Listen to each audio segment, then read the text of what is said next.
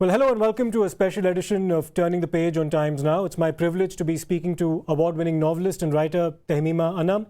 Born in Bangladesh in 1975, she went on to study in the United States and authored an acclaimed trilogy of novels set in the backdrop of events building up to the birth of Bangladesh in 1971 and how the country's evolved thereafter. Her latest work, Uprising, is her fifth novel. It's a story of rebellion and the struggle for liberation from exploitation in an already troubled world, strangled by a man-made crisis. Many thanks for speaking to me on Times Now, Tahmima, and many congratulations on Uprising. Thank you so much, and thank you for having me. So you've said in one of your interviews that this novel has been in the works for a while because you first heard about Boni Shanta, or as some refer to it as a floating brothel, in 2011. But you visited the island only after you had finished writing this book. Why was that, and how much of your imagination did reality seem to match when you actually went there subsequently? Well, the reason that I didn't visit until I finished the book is because I wanted to make sure that I would keep the fictional kind of aspect of the book as the primary kind of theme of the novel, that it's a made-up story, it's based on a real place. There are real women who live on that island, many of whom I've since befriended. And I wanted to maintain their anonymity and to make sure that they're not the kind of people who could argue back with me. If they're not going to read the book and call me and say, you got that wrong. So I really wanted it to be a fictional island, but it really represents many parts of the world. It represents many contexts in which women are imprisoned, oppressed, trafficked. Really, it's a kind of symbol of many other places that exist in the world. So, Tahmima, the novel can be liberating because it is about rebellion, but it also makes for difficult reading in some parts because the descriptions of sexual slavery are very graphic, including how some of the women that you actually write about are initiated into this profession. Now, in that context, given the realities of trafficking as well as rape, where do you stand on the issue of legalization of prostitution? Because in Bangladesh, many would not know in our part of the world that it's actually a legal profession. I mean, that's not really for me to say because I am not an activist. I am a novelist, and my job is to present you with a context, with a story that might make you uncomfortable, that might push the boundaries of what feels like acceptable speech to you. And what you do with that is really for the activists to take over after that. My sort of desire in this book was to shine a light on a place and on a situation that many of us find very, very uncomfortable to think about. And what I want to say is that the privileges that we enjoy rest on the backs of people like the ones in this book. That is what makes you uncomfortable. Seeing things or hearing words in the mouths of these characters that we're not used to hearing. That is my job, is to put you in a slightly uncomfortable place. And I hope that that feels worthwhile in the end, because you do get that sense of liberation by the time the story is finished. Absolutely. I'll speak to you about that liberation and the rebellion that's waged. But there is another constant villain, both in the foreground and the background of your novel. And that's the ecological disaster that the world, and specifically the country of your birth, Bangladesh, finds itself in the middle of. So there are instances where fresh water is turning to salt, the mustard refuses to grow, the water is eating into the land, an island is getting smaller, the fish disappear entirely. So you've said, again, in one of your earlier interviews, that the work that you're actually most proud of so far is a piece of journalism that you had done on a river island being flooded due to climate change. So in that context, let me ask you, was this therefore a novel that was only a matter of time in its coming? Absolutely. I wrote that piece 10 years ago when the climate crisis felt very far away, especially sitting in London where I am right now. But I think that the climate crisis feels relevant and present for all of us, no matter where we're sitting in the world. And that has happened so quickly in the course of a decade. But in a place like Bangladesh, the climate crisis is ever present. So you can't really set a novel in Bangladesh that doesn't include the climate crisis. It is just a fact of life for most people who live there. Absolutely. And do you see direct evidence of the intersection of gender inequality, in particular, gender dynamics and climate change in Bangladesh? I think we know that whatever crisis humanity is facing will be faced by women more. So whether, so these women are really battling the forces of patriarchy, of capitalism, and the climate crisis. And yes, we do see that. We see in many places in Bangladesh and all over the world that the climate crisis is affecting women disproportionately because whatever is happening to women first. Absolutely. Now, here's what's really interesting. The story is about a rebellion against patriarchy and autocracy.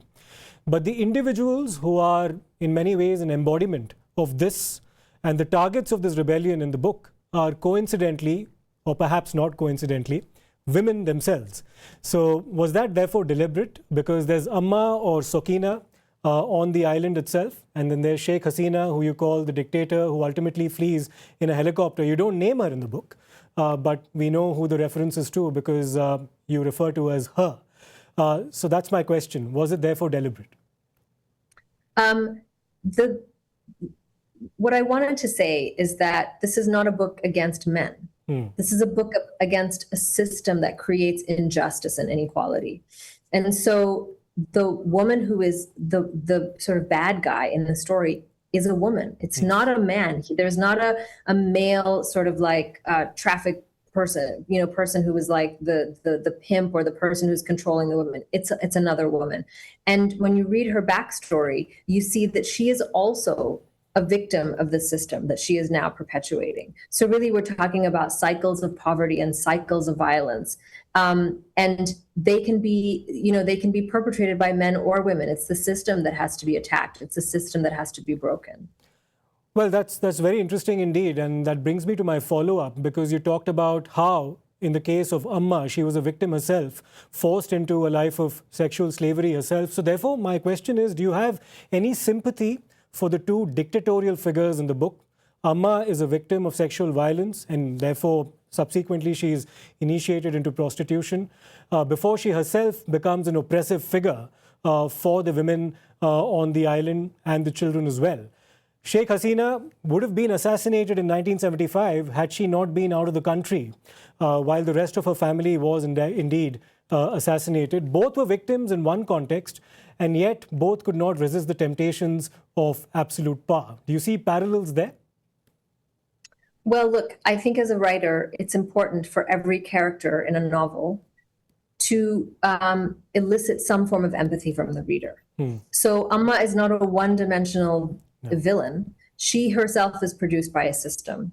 And I think it's important to remember that that is what fiction can do. It can help us see the world from the perspective of many, many different lives.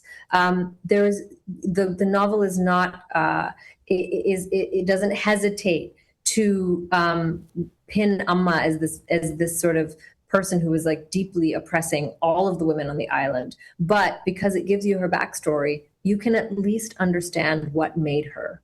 And we can say the same about Sheikh Hasina. She is a person who was created, her entire family was assassinated, her life was always threatened. That does not excuse the state terror that she unleashed on a civilian population, for which she still refuses to apologize. However, we can see her as a person who has been deeply traumatized. Imagine if every single member of your family, except one, was killed, was brutally murdered. That is something that we would not expect anyone to recover from. That ties in with the current context in Bangladesh as well, because you place the events in the novel in the current backdrop of what happened recently in the country of your birth, and the parallels between the Gen Z protests, the character of Kusum, and also the children on the island are clearly there. So if we look at Bangladesh today, the dispensation in power also represents, some would say, dynastic continuity, albeit led by a different party. Is it therefore a case of the more things change, the more they remain the same? Or do you believe that there is actually hope for transformative change as a result of what's happened? So I think it was hugely inspiring to everyone to know that a system that had been in place for 15 years could be overturned. Having said that, Bangladesh faces a lot of economic and social and different kinds of geopolitical issues. I can only say that the narrative of revenge, which has characterized Bangladeshi politics for the last 30 years, has finally been put to rest. And that gives me some measure of hope that we can move forward without this kind of like blaming of the other side and without wanting to take revenge on the other side. And I'm hopeful that this is what's going to carry us forward. Let me come back to the theme of rebellion on the island, because the book challenges, many would say, the multiple cultural interpretations of impurity that's associated with menstruation. In Uprising, you turn the narrative on its head, because the initial disgust with menstrual blood changes with it becoming a symbol of pride among the women on the island, and particularly Kusum. You did study some protest movements, Tahmima, that influenced what you ended up writing in the book. What were some of them? And can you tell us specifically about your decision to turn the narrative and the interpretations of menstruation on its head as well? So in the 1980s, Irish Republican women participated in something called the Dirty Protest, where they were sort of joining the male prisoners in creating, sort of making the conditions of their incarceration, they were all imprisoned, more and more disgusting. And the women used this by smearing menstrual blood on the walls of their prison. Kusum does the same thing. Obviously, she hasn't read the kind of activist literature on the Dirty Protest, but she comes up with this idea, which is that if we make ourselves disgusting, then the men will refuse to come to the island, and then we will no longer be oppressed by them. And this is one of many different kinds of activist techniques that she sort of somehow comes up with or cobbles together over the course of this long rebellion that leads to the liberation of these women. It was really important to me to portray this island not only as a place where the women are subjugated under multiple forms of oppression, but also as a place that exists outside of the bounds of society. So there's no patriarch, there is no religious authority, there is no police, there is no state, which means these women are unprotected. But on the other hand, they can do things and they can say things that may not have been possible within the bounds of what we call respectable society. And that is also one of the things that makes the novel a little bit uncomfortable, because you're hearing language that you're not used to hearing, you're hearing words, you're seeing things that remain unseen and unspoken, and that is one of its purposes. Tragically, sexual violence is something that's endemic across the world, my country included, in India. But do you sometimes wonder, specifically in the context of Bangladesh, Tahmima, and its honoring of the Birangonas, who were the victims of rape by the West Pakistan Army during the Liberation War, that collective trauma would have actually led to a different dynamic when it came to women and their position in society in Bangladesh? Why hasn't that happened? Well, I think that it's impossible to say why certain forms of patriarchal norms and violence against women exist and are thriving and, in fact, growing all over the world. Yes. We're seeing the rise and the sort of entrenchment of different forms of misogyny that are really being amplified by technology, right? So this is not a Bangladesh-specific issue. This is something that we have to look at. What are the different kinds of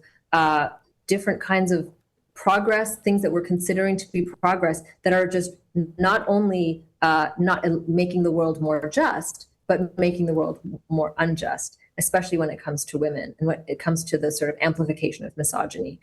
So I think it's something that we need to consider to be a transnational and transhistoric issue, unfortunately. It is. Coming to a slightly political question, you've, of course, been a critic of Sheikh Hasina on multiple occasions, including her government's attempts at intimidating your father as well. But you've also, at the same time, Tahmima, warned against historical amnesia and about the importance of actually preserving the secular character of Bangladesh's constitution as well. So therefore, in that context, going forward, given the current dispensation that's there, how do you see things evolving? Yes, the politics of vengeance might have ended for the time being, but as far as historical amnesia is concerned, as far as remembering history is concerned and memorizing what happened, and of course preserving the secular character of your country, how do you see things shaping up?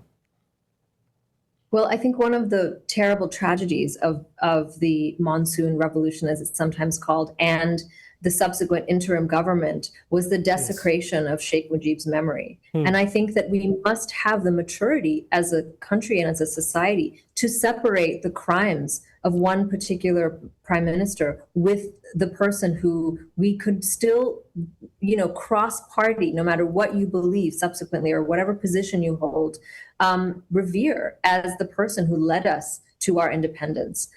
We were under the yoke of a colonial oppressive system. The reason that I have citizenship in an independent country is because an entire generation of people led by Sheikh Mujib fought for my freedom. So I feel that we're losing sight of that in Bangladesh because we take our independence for granted. And I really hope that doesn't happen. I think that there was just a knee-jerk reaction to the crimes of Sheikh Hasina, which I believe are serious. But I hope that we're able to revere what really happened historically, that we're not erasing the genocide, that we're not brushing over really what brought us to this place in order to, enact revenge on this particular period of history. And I'm hopeful that, the pendulum is going to, level itself out and that we're going to understand that we need to respect the roots, respect our history. A final question, Tahmima. You're not one to give too much away because you're quite secretive about your upcoming projects. But when can we read your next book, if I can just put it that way? I hope within the next 2 years. Within the next 2 years. Okay, we look forward to that. But many thanks for taking time out to speak to us on Turning the Page. And once again, congratulations on a fascinating book indeed, Uprising, published by Penguin Random House. Many thanks, Tahmima, for joining us.